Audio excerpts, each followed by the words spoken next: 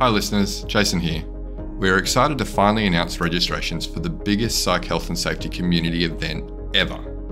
The inaugural The Psych Health and Safety Conference will be held at the Sofitel Wentworth, Sydney, June 19 to 20, 2024, and offer concurrent virtual attendance.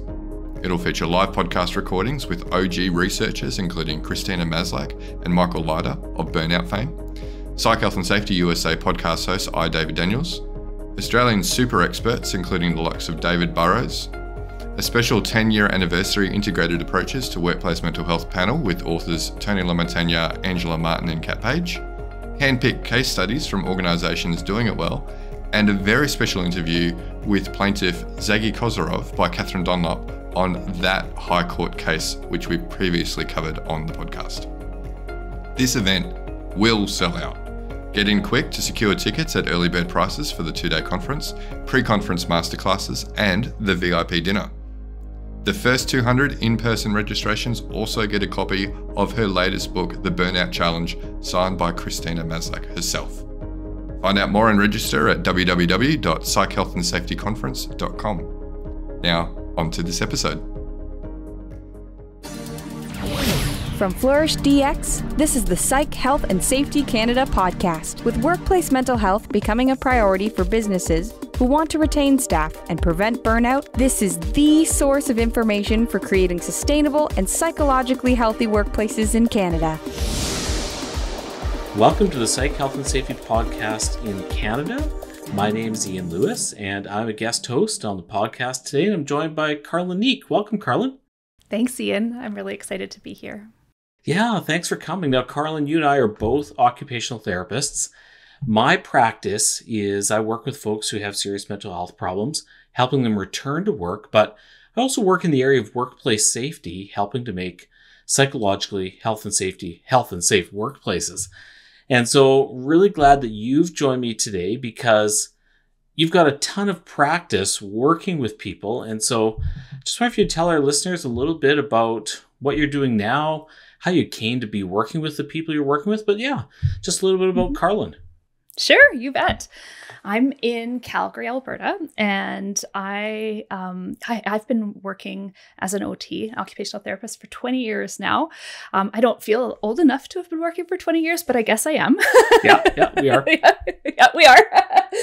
But I really am passionate about being an OT. And it's a funny thing. It's a bit of a, OTs often feel like people don't understand what we do.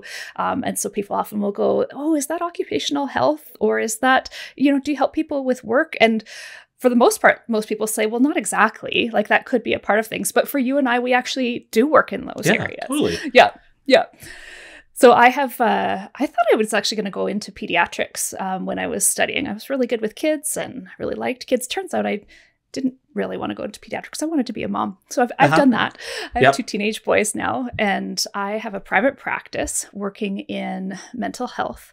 I get a lot of referrals from long-term disability insurers when people have been off work for quite some time, very often for a year or more by the time I get to see them.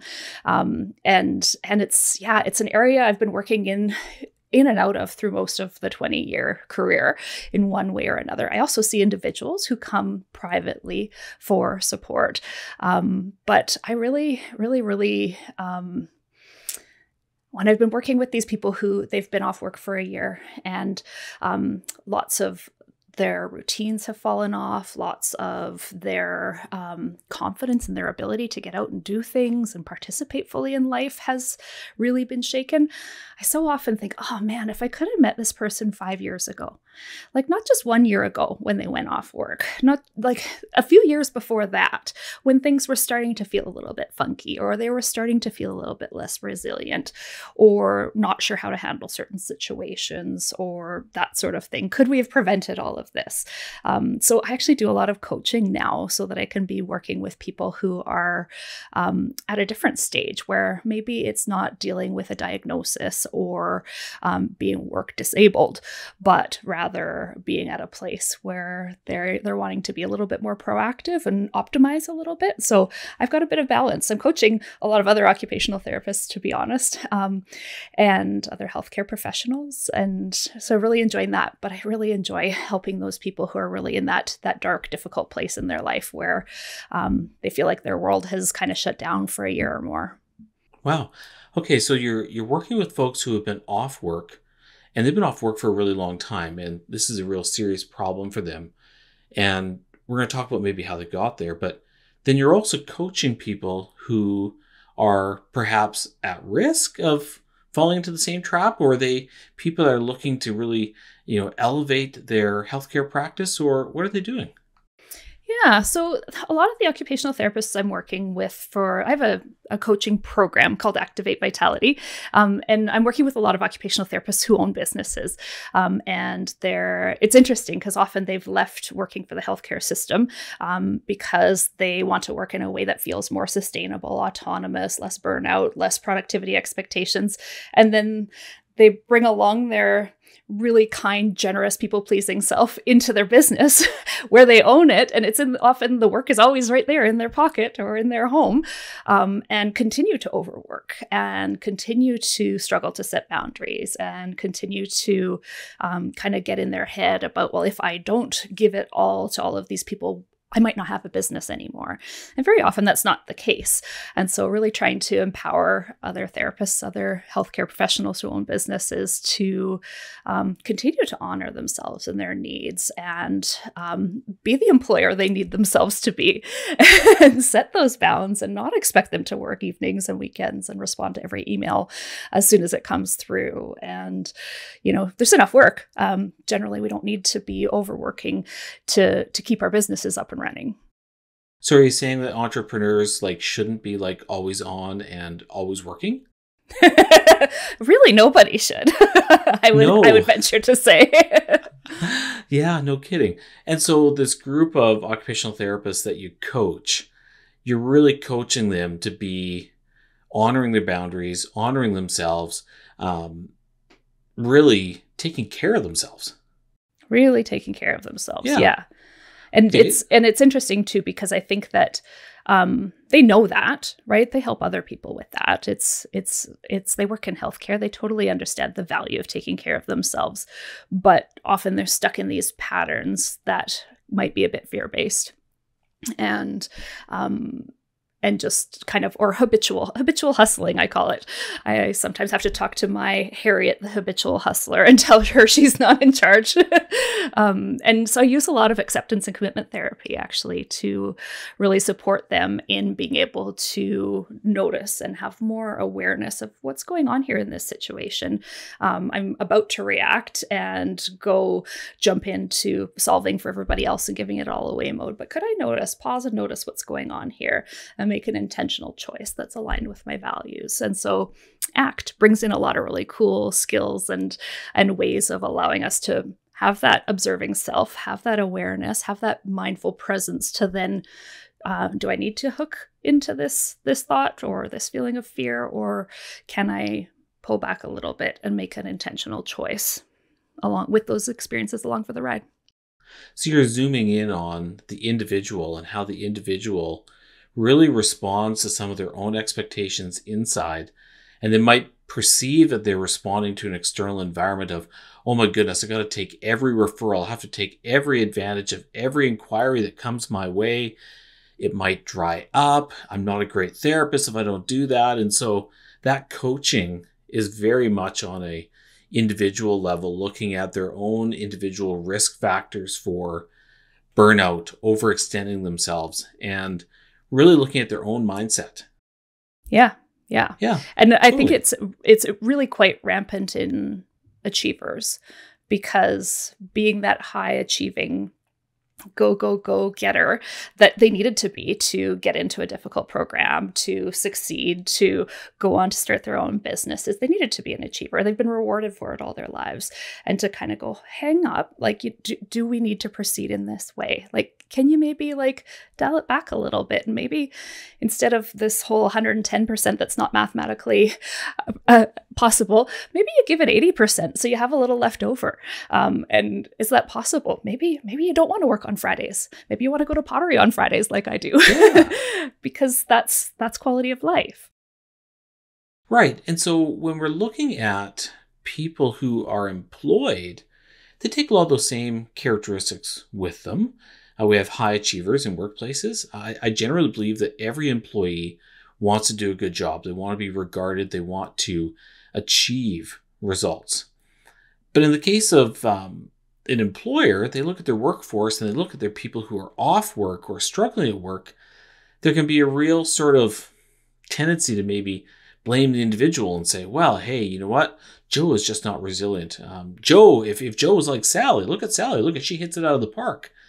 But you work a lot with people who are off work on long-term disability because of a mental health problem. And those folks that you work with in your clinical practice who are not working, what do you notice about them? Because your entrepreneurs are a group, but your workers or your folks who are off work and are insurance claimants, what do you see in that group? A lot of things. I think that I really liked where you were going with that statement about, oh, but Sally can do it and Joe is not doing it, and what's going on here. And so if Joe ends up off work for depression, that sort of thing. Well, the employer doesn't know exactly why they're off work. They can't know, but unless the employer chooses to share it. But it is interesting because we think, so in occupational therapy, we think about optimal occupational performance and engagement being facilitated by this sort of intersection. If we think of a 3-circle Venn diagram of person, environment, and occupation, PEO, right? You know this, but our listeners might not. And so there's the person factor. So yeah, maybe Joe has some life experiences that might make certain situations in that environment a little bit harder. Maybe the other person has some experiences that might cause them to react with overworking and really giving her to a certain environment. Or maybe they're doing tasks that one is more skilled to do than another. We know that burnout is most likely to happen also if a person is doing a job that they don't feel that they have the resources or skills to do, that there's not enough of them to give to this task. And so is it that Joe's not as resilient? Is it that the other person is? Maybe it's skills, maybe it's environment, maybe it's history, maybe it's a lot of different things, but I really think that it would be really helpful for employers to better understand that it's not all about the person. It's not all about that. We need to think about that environment and the task and that fit between them that really facilitates optimal performance in the workers, or not when they end up off work. So when you talk about the person, the environment, and their occupation and having that really good fit, or maybe at times when it's no longer a fit, is that sort of a generalized thing that you could apply to a lot of the people that you've seen who are off work and struggling with a mental health problem? Looking at it through that PEO lens? I think so. Yeah, I do think so. I think that it could be applied to any task. We think about it as occupational therapists. We think about occupations being anything we need to or want to be doing in a day, the things that occupy our time. So truly, we can apply the PEO model to brushing our teeth. So do I have the hand dexterity to brush my teeth? Do I have the sequencing ability to know which steps need to happen? Do I have the things in my environment that I need to do? Do I need environmental cues to remind me to do that? There's sort of, and is this a task? Do I know how to do it? And so thinking about that person in their environment and the tasks that they're trying to do, there can be many of those pieces where something could fail and there could be a glitch in that system where the person just can't brush their teeth, for instance. And so the same could be applied really in any workplace situation.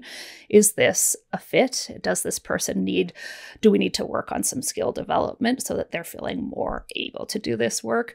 Or is there in that social environment, is there a difficulty between that person and their coworker, or that person, the interpersonal style between that person and their supervisor, or the types of customers that they're working with? There's so much in that environment piece. It's the physical, social, institutional kind of lots of layers of environment that is there a bit of a difficulty fitting for those things? And then maybe the task they're being asked to do. Maybe Susie really does not like large planning tasks. Maybe that doesn't work well with her executive functioning, and that's a task that's not well suited to her. So I think we can think about that in kind of small, tiny tasks, and we can think about that in big jobs. So you just ran through a ton of layers. Yeah. In that, brushing your teeth is a pretty simple occupation or, task that we do. But when we think about work can be very complex. There's all the coworkers that we work with. So all the social nature of the workplace. Are the people we work with really helpful? Are they resourceful, or are they sort of protective? Are they you got to tiptoe around them? The tasks that we do. And so we talk about, well, maybe Joe is really well suited for some tasks, or maybe Joe struggles with some skills for the tasks that they're in. And there's all these layers of job related things, whether it's the job environment or it's the job tasks themselves. And you say that sometimes there may not be a real match then for that person. And if that mismatch goes on for a long time, what does it do to the person? I guess it depends on the situation. So I gave the example if it's really common for us to see people in our work with depression, anxiety, less like burnout certainly comes up, but often it's sort of difficult to diagnose and pinpoint and that sort of thing. But I think there's often sort of a confluence of all of those things happening at the same time by the time we see a person, right? And so perhaps this is sort of a single episode, and this is the first time this has happened with this person. And, they're probably going to respond well to some adjustment, maybe a little bit of time off, some skills, go back to work, and maybe this will never happen again. But perhaps a person has had a series of situations where it just hasn't fit. Maybe they've struggled with depression most of their life. Maybe anxiety has always been an underlying current for them that they don't even recognize because that's just how they are, and that they might respond to feedback from a supervisor that's well-worded and supportive and gentle, but their anxious mind perceives it as threatening. And so there could be, you sort of think about that long history, or maybe a person's experienced burnout a couple of years ago and their nervous system is still recovering. So it sort of depends on so much more than that one situation. What's the history? What's going on? How long has this person been there? Have they ended up sort of in a different role than they started in? Have they been promoted and promoted and promoted, and now are they at the place where, how did I get here? Is this where I want to be? This could be a product of success that a person is feeling stretched. So many different scenarios. I guess my answer is it depends. It depends. Well, that's an answer worthy of an academic, right? Because we know that these situations are complex. And as I talk with folks about psychological health and safety in the workplace, well, they all agree, well, yeah, workplace mental health is important, but I don't know, maybe we don't have to do anything about it because they've maybe had some one-off sort of experiences and they're not necessarily connecting the dots between the work environment and how that affects people. And you and I, in our individual practices, we meet people all the time and we can start to identify there's some common trends here, that maybe the person didn't fit that well with their job duties, but the system was also sort of inflexible to offer them something different. A period of high workload really started to sink their boat in a job position that, well, they were kind of struggling with when the workload was just sort of regular. And then a life event happens that upsets the apple cart for them. Yeah. We see that a lot, don't we? Yeah, where it wasn't quite smooth, and then something really difficult happened, and then they no longer could cope. They were just sort of getting by before.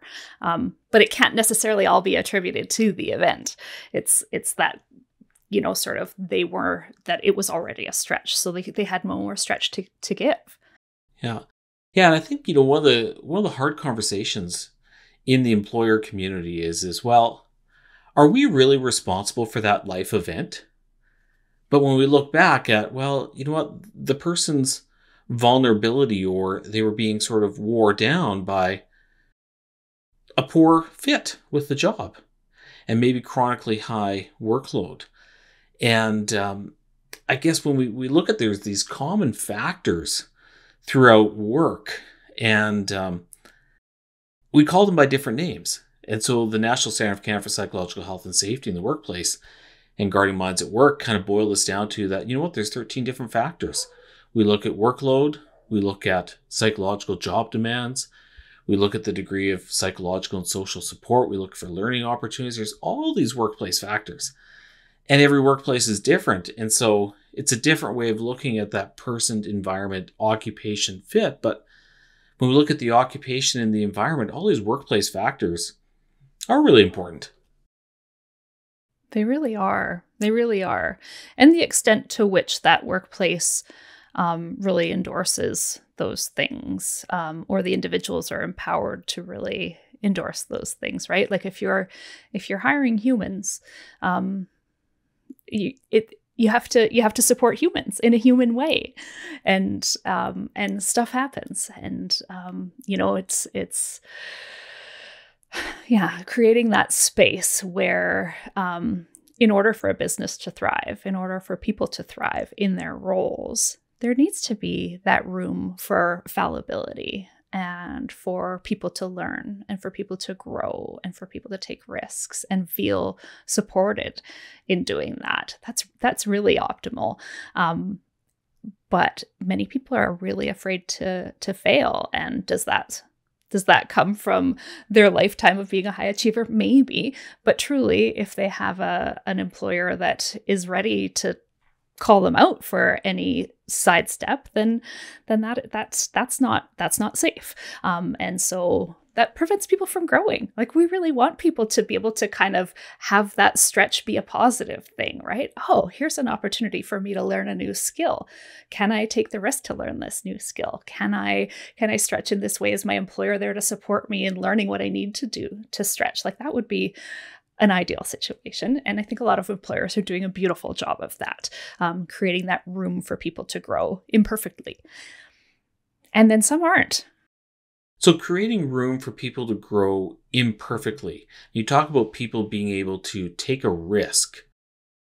So what does a job environment look like where people feel that they can take a risk? So I can think of someone I know who was in a role where, they had sort of a weekly call that, that all of the department leaders need to be on a call and share an update about what's going well in their department or not with the higher leadership. And this person, their leader really would yell at them publicly in front of their peers, on these calls. And so that is a situation where a person doesn't feel like there's any room for failure, who doesn't feel like they're supported if things aren't going perfectly, who doesn't feel that they can take risks. And I know that person's that carried with them home, impacted their home life, impacted their family life. And that's not leaving room for people to stretch and grow and expand. Instead going, okay, how do I, maybe that leader might have worked with that person to understand the factors that are leading to that department having difficulty, which might not be that person's response all up to that person. It's generally a lot of other factors too, right? And if they felt supported in developing skills and working with solving the challenges that were being faced, that would have been a helpful place to grow. But that person became very cautious. So what you're saying is if we zoom into the micro context, you could have someone who is carrying work home with them. They're fearful for their jobs. They're sort of fearful, like, am I doing it all right? Am I making it? And so in a very sort of fear, anxiety sort of place. And back the bus up. Carrying those difficult emotions home into their family relationships.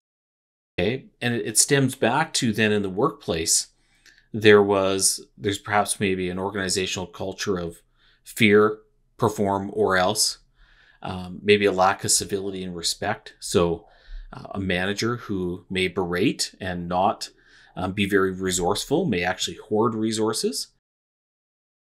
And so you've got some organizational factors there then that directly impact that person.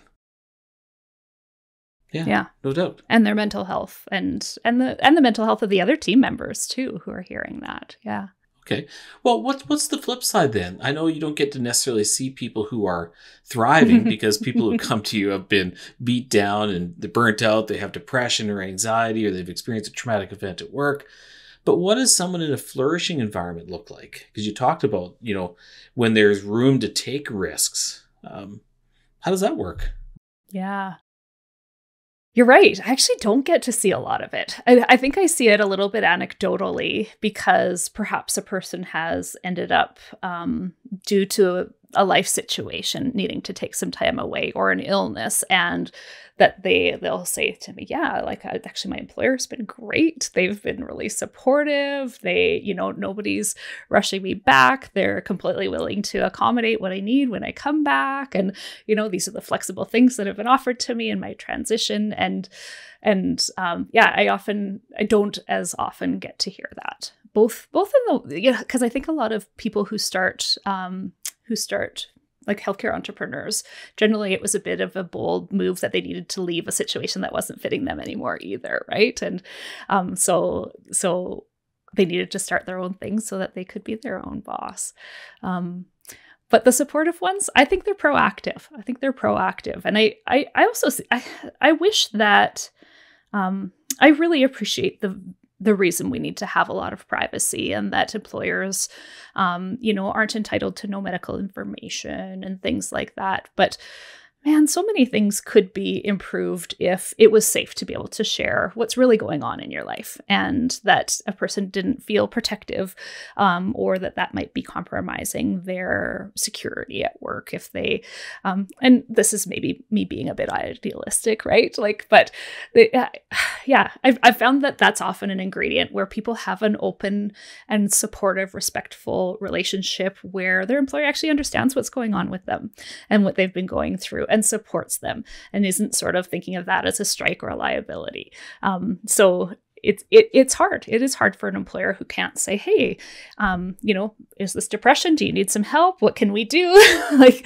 That sort of that medical information isn't something that should be shared, and it's private, and I respect that. But it's nice when there is that space for open communication and support, so employers can feel empowered with the information they need to provide the support that's needed to that person. Right. So you've painted a picture sort of night and day, that if you've got a manager who in a sales meeting, yells, berates, whatnot, people are going to clam up. They're not going to share anything. It's not a safe environment to take risks. On the other hand, if you've got a great manager-employee relationship, the employee who might be struggling would be more willing to disclose and say, hey, this week's not really great. I wonder if I can maybe adjust this target, and can we do this next week? And that manager might be, sure, great. Is there any other way I can help you? Yeah, actually, I've been struggling with some health issues, and I just have a lot of appointments this week. I wonder if we can do that next week. And so that employee then would probably, according to the research, begin to thrive, right? Their needs are being noticed. And the research of Amy Edmondson in looking at psychological safety would suggest that when you create that environment, then people take risks around innovation and trying something new and different. They share like, oh, hey, we could operate this team a little bit differently, and we could start to flourish that way.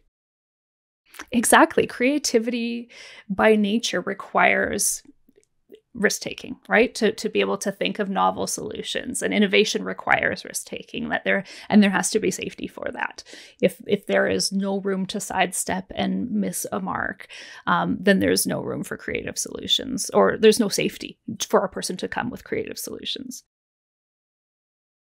Yeah, it's as if expecting perfection should be normal. Right. Yes. Yeah. No. Yeah. That's If right. perfection's required, you should really stick with what's always worked and not try anything new. Right. And then we don't grow. Yeah. Yeah. Yeah. And so bringing this back to your practice then, a lot of the folks that you see have been off work for quite some time. And it wasn't just a vulnerable person and that it's the person's fault why they're off work. If you had to sort of think of some of the common themes of why you meet people in the stage they're at and you look back at their work, like, is it all due to horrible bosses, or like, what are some of the factors that you see that have sort of piled up to affect this person so severely? I think generally it is the pile up of many things, really. And I think we've seen that a lot through the pandemic, right? It's people who might have been already struggling with something, then went to home learning with their kids and working from home and losing structure and all of those things. And I've actually noticed in a lot of healthcare professionals that we kind of thrived a little bit in a lot of that, where we're like, all right, this is my time to show up for my community and do what's needed and substitute in and change the way I work, and the health needs of the world have changed. And I'm going to, dance around and support that. And then after everything was more okay, they started to crash. So I was noticing last year a lot of really significant mental health concerns coming up with friends, peers, clients, that it was sort of that our nervous systems aren't built for sustained long periods of stress. We're built more for acute periods of stress and recovery, and back to safety, stress and recovery. And so I noticed a pattern there where it was that sustained stress. And then, think about the people who were working in acute care settings, and there's a lot of traumatic experiences that they were a part of and not being able to provide what was needed. And that's a whole other thing too. But yeah, I noticed a lot of people crashed after the crisis. Mm-hmm. Yeah, it's safe to crash now. I can do this, right? The heat is off. Yeah, no doubt. And so when you talk about a pileup of a lot of things, if you had to sort of put names on a lot of things, we've talked about a horrible boss. We've talked a little bit about workload, but what are some of the other factors then, if you had to try to put them in conceptual buckets for people to help understand what the risks at work could be? Oh man, I'm one of the people who can think. I could probably, if I had a piece of paper, probably write down 1,000 buckets right now. And so I could pull a few out, but I'm noticing, for instance, a lot of women being diagnosed with ADHD right now. That it was sort of through the pandemic, also that lack of structure started to show some of the cracks, some of the places where the structure that was externally imposed was working. And women don't have the same sort of usually have the same traits of ADHD. Most ADHD diagnoses look like a hyperactive boy, especially when we were younger. And so a lot of these women are it's showing up when their compensatory strategies no longer held up to the demands. And so was it the pandemic? Was it needing to juggle kids and work and, multiple things? I'm seeing that, for instance, as a category. Often it is that confluence of home demands, family demands, community demands, work demands coming up. And this is kind of thinking more specifically to burnout. Sometimes it is a depression that it doesn't need to be responsive to doesn't need to be caused by anything. A depression can come on for a lot of other reasons. A lot of people sort of coping through with anxiety for so long, and then it was no longer functional anymore. Then it started to impact their work. Maybe it actually helped them kind of keep it all together for a while because the anxiety was driving a little bit of making sure they dotted all the I's and crossed all the T's, and then hit a point for whatever reason that it was no longer workable. Seen that a lot. Sometimes it's a physical illness that, that started to erode their well-being. Maybe that physical illness is impacting creating pain or difficulty sleeping. And then those things can then create to a worsening of mood. Do you need more psych health and safety in your life? Then head over to the Flourish DX Academy for several free on-demand e-learning courses. If you're an internal professional, follow Flourish DX on Eventbrite to register for any of our free fortnightly interactive webinars. Our flagship professional practice program is also exclusively available for internal professionals. The 12-week course blends theory, applied practice, and interaction with other professionals through live lectures and a monthly community of practice session.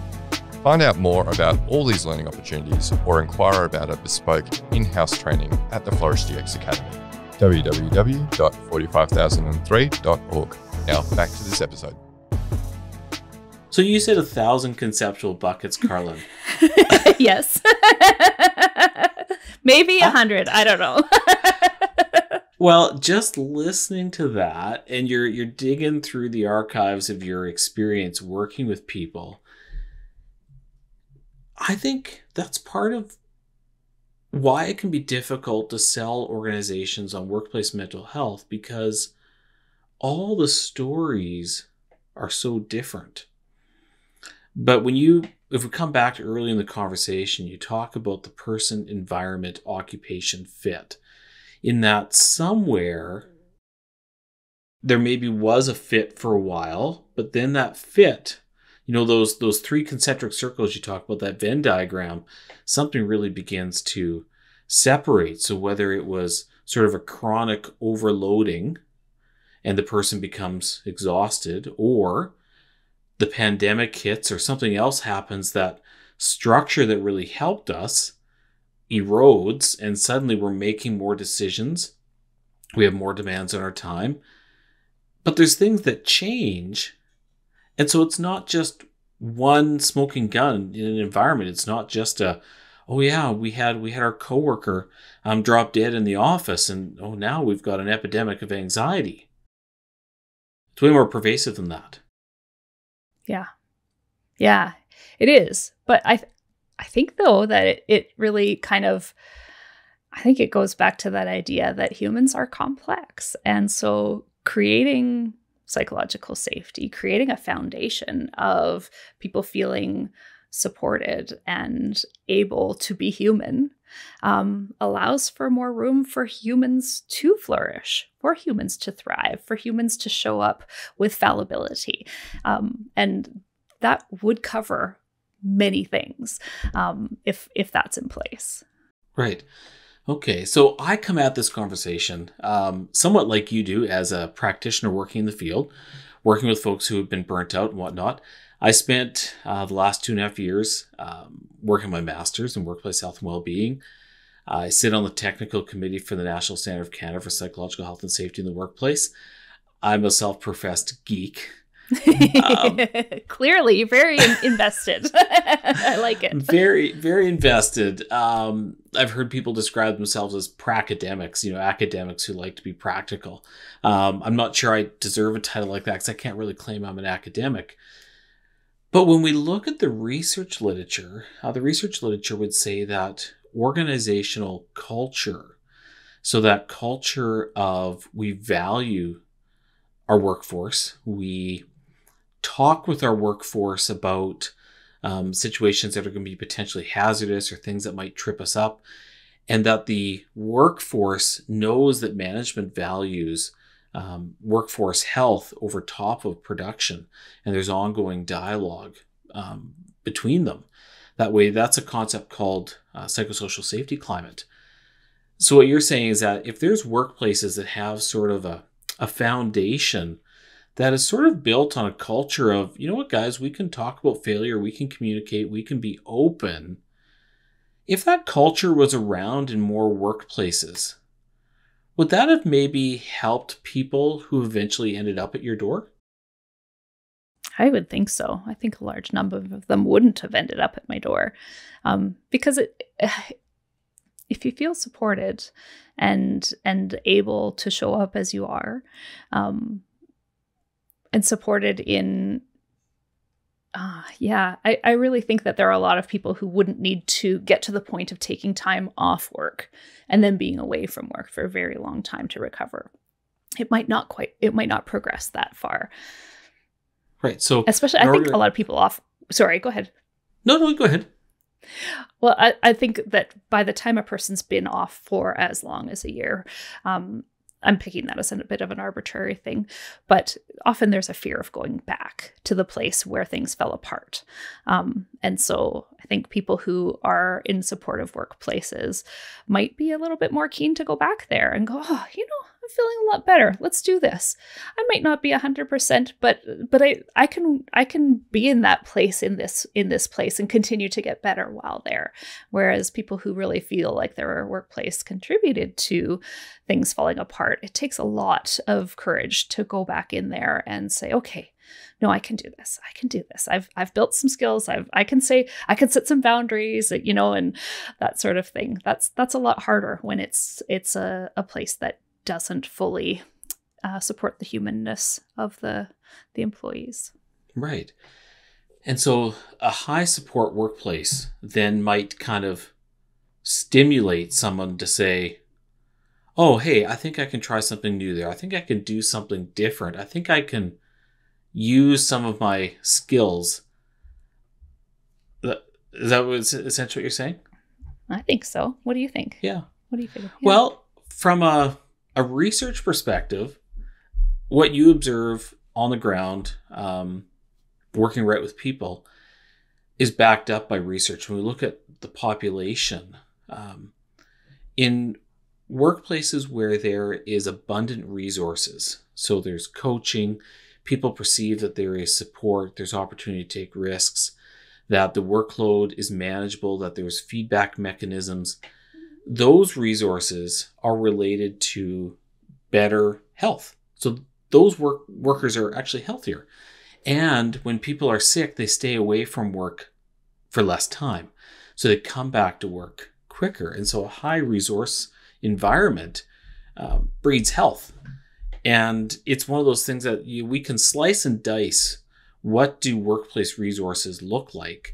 Lots of different ways we can categorize them. But I think what you're sort of saying is that, if it's an environment where there's high support and people can express themselves and they can, take some risks and disclose some, maybe messy stuff, that it's going to turn out better. I think generally, yeah, it's great to hear that is showing up in the research, because research informs best practices, and employers are definitely swayed by data. That humans want to be serve do good and that sort of thing, but in the end, if an employer is going to invest in something, it has to meet the bottom line. Like you have to be compelling, not just do the right thing, but it has to make sense for that workplace to invest in creating these things, because it pays off in having good employees who want to stay and like to do their job and do well at it and grow there. Those are good things for the employer too. But that's a pretty fuzzy concept to say to employers, hey, you know what? You've got to be more open. You've got to be, you have to be creating the atmosphere to let people take risks and disclose. You've got to be nice. Like, nice? Does nice sell? And you have to have many, not just because I've found some workplaces, the workplace has a culture of being that supportive thing. But if the individual managers or supervisors or workers aren't coming in with full buy-in and the skills to be able to then deliver on that cultural promise, then what's it worth? It's a thing on the wall, right? It's a thing you might wear on your lanyard, but if it's not actually being delivered by people who can deliver it, who have the skills and are empowered to deliver it, then it's not having the impact it needs to. Right. So you're saying that we need to talk about being a nice environment, but delivering it is that much harder. So there's real gaps. There's real, maybe structural problems that prevent people from sort of creating this environment. They can talk about it. We can talk about being nice, but it can be hard to create it. Right. Yeah. I mean, if you even think, pick 100 people off the street. How many of them actually have the emotional intelligence to be that person, right? Like I think it's a unique skill set that needs to be taught. And a lot of us need to do a lot of internal work to be able to action that too. If you're coming from a really wounded, insecure place and you deal with that by being dominating, somebody putting you through a weekend workshop probably isn't going to quite cut it, Right. There needs to be a lot that goes into being able to create or hire people who can deliver on that. All right. And so what you're saying is, and we've used the example of Joe here a few times, that if Joe goes home beat up and having a real difficult time because at work he was struggling with a job that maybe didn't fit, he's working with a leader who may have low emotional intelligence, who yells instead of coaches. That leader themselves could be facing some external pressures in terms of productivity, or maybe themselves isn't well resourced.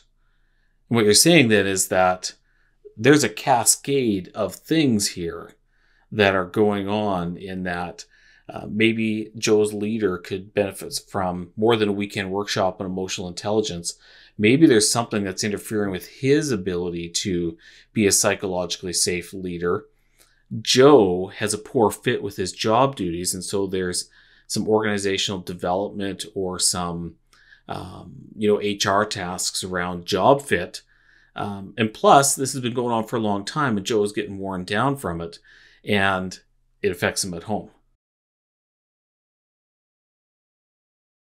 Wow. Okay. So it's many layers of many messy things, isn't it? Many layers of many messy things. Doesn't that just sound like that could just be like a 3-step plan to success? Yeah, no.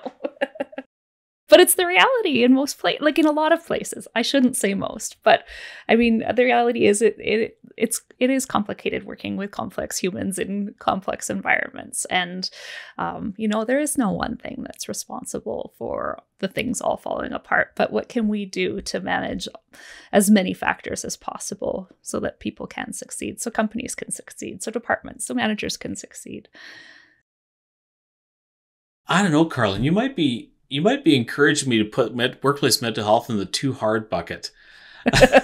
Like this multi-layered, thing. And of course, we're just looking at the negative side of it. We're looking at, Joe who's struggling.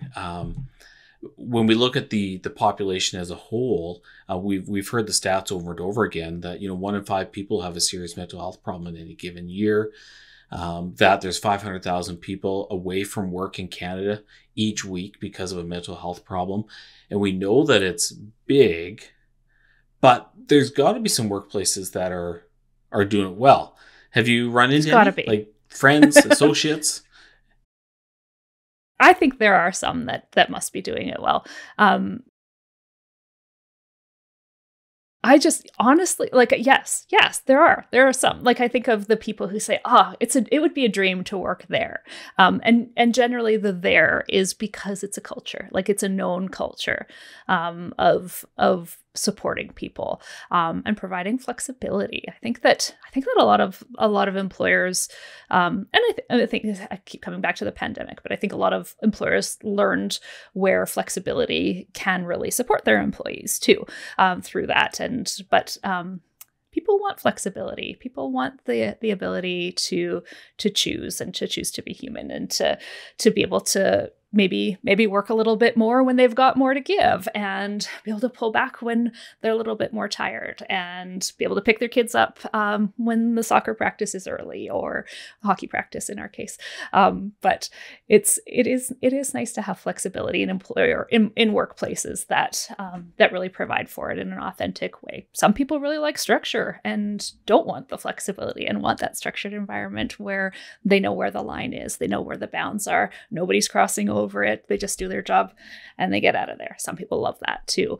I guess that comes back to fit. I think that no one workplace is great for everybody. And finding that fit, I guess I'm thinking back to that PEO model a little bit too. But how do people like to work? What do they want? What are their values? Do they feel like their values are aligned with the place that they're working? the tasks. They Right. have So to do. are you saying that maybe that having balance could actually counteract maybe high job demands, or make work better for someone? I think for a lot of people, I mean, I don't know, how would you define balance? I think balance looks different for all of us. I've liked the term, instead of work-life balance, because that implies 50-50. Totally. I don't Someone like it used either. a term a couple of years ago, about work-home harmony. Yeah. That I've there been was using harmony between lately the too. two. Yeah. Yeah, and then in the research literature, Dr. Jonathan Hoodmont, who was my supervisor for my master's, used the term, and they use it quite a bit, of work-home interference. And it kind of implies a both, right? And so if you have balance and you have that ability to have the flexibility to, well, I can attend and I can manage this demand over here, and then I can manage this demand here, and I've got that flexibility to move between, I would have to think that it helps to lower stress. And, balance is another one of those workplace factors. So the ability to, say if you had to leave early to go to a doctor's appointment or to go pick up a sick child, that you had the ability to log in from home and put out a couple fires at work, could actually relieve a lot of work tension. Yeah. Yeah. That's Yeah. definitely something I've enjoyed And about so- having my own business. Yeah, no kidding. So just put this out to podcast world. If anyone has an amazing employer, and what are the workplace factors that are really working in your workplace, I'll interview you. All right. So, I'd drop love me to a hear from line, them too. ian@lewishealth.ca. But we do know that there's a whole employee engagement and thriving body of literature out there, positive psychology, and that the workplace factors, when people read the National Standard of Canada, they see the 13 psychosocial factors, they automatically assume that all of these are hazardous. But most of the things we've talked about today have a really great positive side, and they have a shadow side. So clear leadership and expectations.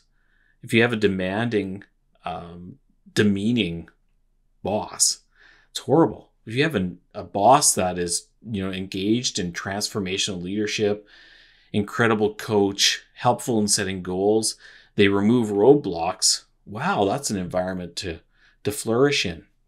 And so that idea that workplace mental health is complex, I think, makes it like, oh geez, where do we start? How do we tackle all this? Like, we got all these individuals, Sally wants the room painted purple, Joe doesn't want the lights on, and I can't deal with all this. Sorry. And so I feel for employers who are like, how do we solve this problem? Or how do we chew on this and work it? And there isn't one clear, like, smoking gun. It's not like all right, do these 3 things, install mindfulness 2.0 on everyone's computer. It's all going to be good. Wow, it's messy. It is. Yeah. But, I think that it, when you have the intention to support humans, that knowing that supporting the humans will support the business, I think that a lot of the details will kind of be a little bit more obvious, a little bit more clear. Supporting humans supports the business. So how do I support this human in front of me? What do they need to thrive? Supporting humans. Maybe it's kind of simple. Business. It does. It does. The research showed it, right? You pointed that out. That yes, if the humans are thriving, then the business will thrive. And can we go, okay, yeah, in this moment, I need to focus on the human, and what will serve this situation? How will this human be best supported? And then if you're in an environment where you're supported, then you can make some good choices. You're empowered to make choices that will support that human in that situation. And I'm not saying that means like meeting every demand that everybody has or something like that. But what is supportive and person focused. Right. So perhaps a business owner in a small business or a line manager in a large organization, talking to the person like their direct report saying, how can I help make work better for you today? Yeah. Yeah. And mean it. That's right. Man, mean it. And to have the authority or the span of control to follow through, on that. Oh, wow. All right. So we have like really dove into the micro context of, what factors sort of maybe upset the apple cart for someone. And we've talked about that workplace factors are really varied, and that cookie cutter may not work, but yet the general theme of support the humans who are going to do the work, right? You're supporting your business. We haven't necessarily given our listeners like, here, if you do these 5 things, everything's going to be okay. I wish I knew those 5 things. That would be great. So shoot, they got to do the work themselves and dig into their own workplaces and find out what is it about our workplace that's going to help people to thrive. Mm-hmm. Yeah. Yeah.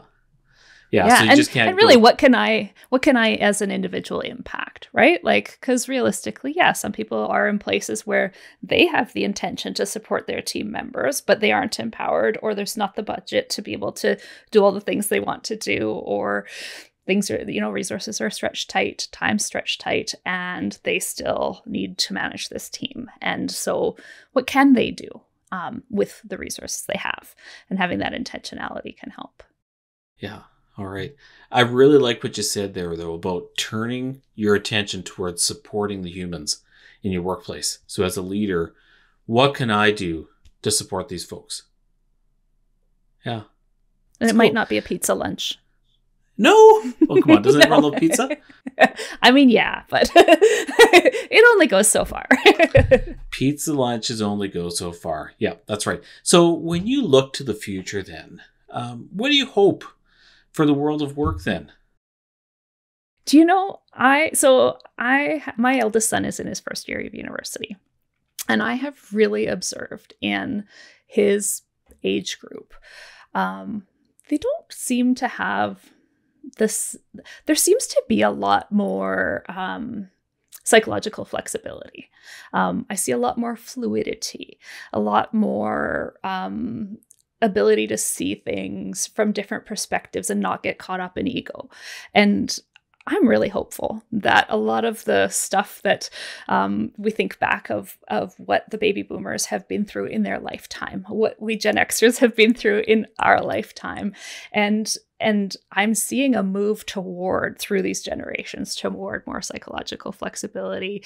And I'm really hopeful that a lot of the stuff that we're coming with from the inside that's projected out in the way we work and the way we manage teams and the way we treat people.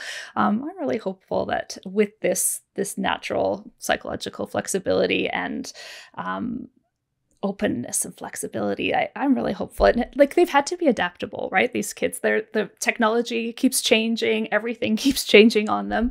And so I'm looking forward to seeing what even just evolves naturally as we move through generations. Yeah, for sure. Because there's definitely been a big change in terms of what our grandparents experienced and how workplaces were managed in much more of a command and control hierarchical to now we are 100% in a knowledge type economy where we need to encourage ideas and contributions. And it's a way different workplace. And so rather than one person holding the power and telling everyone what to do, we've got to work differently. And so you're hopeful when you look at some of the characteristics of our kids, because my oldest son is in university as well. And they have experienced things way differently than we did 30, 40 years ago. Yeah, they have. Maybe it's because we're such great parents. That's it. We are. We blame the parent generation. That was for the boomers. The Gen X parents, we got it. Yeah, okay. If anyone wants to come on the show and tell me otherwise, yeah, go for it. All right, so Carlyn, in terms of your practice, the things that you do, what are you most looking forward to in the next little bit then? do you know what I'm excited about? So I'm thinking about my own. Was it burnout? Was it a little bit of depression? Was it menopause? I don't know. But I was feeling a little funky last year, and I have a lot more zest and vitality this year. And I am really looking forward to making life a little bit more fun. So I have an intention to. I love to travel, and my husband works for an airline, and so my intention actually this year is to go on a vitality tour, and what that's going to look like is traveling to a number of places over the year. This isn't all in one trip sort of thing. This is a bunch of small trips, and going and connecting with people that I've built deep connections with online. Maybe they're clients who have been through Activate Vitality. Maybe they're people I've networked and collaborated with, and going and doing the thing that lights them up in their hometown city. You know, I've got a bunch of people I know who love sea swimming in the UK. They go out and swim in the cold ocean. I'm a bit phobic, to be honest, Yes. but let's challenge that. I want to go and have these new experiences, and authentic connection and the adventure of travel and the openness of trying new things are deep, deep values of mine and really light me up. So I'm feeling energized about doing this and actually having that be a bit of the foundation of some of my social media content this year that I really don't love marketing. But hey, where's Carlyn this month? Maybe she'll do a podcast, a little video or something like that, and truly just live by, like, if people can be a little bit inspired by me going and doing things that light me up and light other people up, then that might have a really cool ripple effect. That will be great. And I think that is a great perspective. I'm a little bit envious, but I guess I said I got a chance to do that. I was just in the UK for graduation in December, and I got to meet lots of new people and chum with people who have similar values. And it was very activating, for myself. And so, well, that is great. And so in terms of your social media presence and your coaching business, we're going to have details of that in the show notes. But if anyone wants to look for you, where's the best social media platform to look for you at? Facebook. So if they look up Carlyn OT Coach, that's probably where I'm most active. And I also have a podcast called The Brave OT Podcast. All right. Well, that's great. We'll put links to all of those in the show notes. And I'm just really happy that you joined me today. I threw out the invitation, and you graciously accepted. So I think it's been great. Thank you. I really appreciate you reaching out and being willing to go on a meandering conversation with me. Well, and for our listeners today, you did get a meandering conversation. This was not a razor-focused essay on workplace factors that promote mental health. It was a long and winding road, but I think it's kind of familiar, though, to a lot of people who are in the trenches and saying, what do we do about workplace mental health? Because there's just no one obvious thing to look for. And that, I think, is part of the complexity of it, and trying to break it down into its component parts, its buckets, whether, Carlyn, it's your 1,000 buckets, or you put it into 3 buckets. It's the person, the environment, and the occupation and how they overlap. Or if it's the management standards in the UK, looking at 7 or 8 factors, or the 13 factors in the Canadian standard, or I think the Surgeon General had 6 different bubbles. There's so many ways of looking at this, but thanks for going down that meandering path today. No, you're welcome. It's fun to have this conversation as 2 occupational therapists too, because it really does come down to the way a lot of the training we've received about looking at the whole big picture, that we're not sort of laser focused on one factor.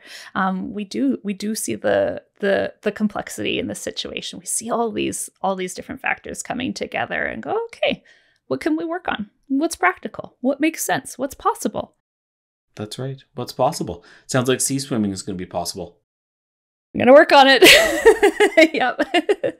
All right. Well, thank you so much. Thank you. Well, thanks, Carlyn, for all your wisdom there. And I thought after Carlyn left the room, I should probably give you a little bit of an extra explanation and not leave you hanging. A couple of items. Number 1, what happened to Kim McDonald? Well, I'm guest hosting on the podcast to help Kim and to provide more content for our listeners.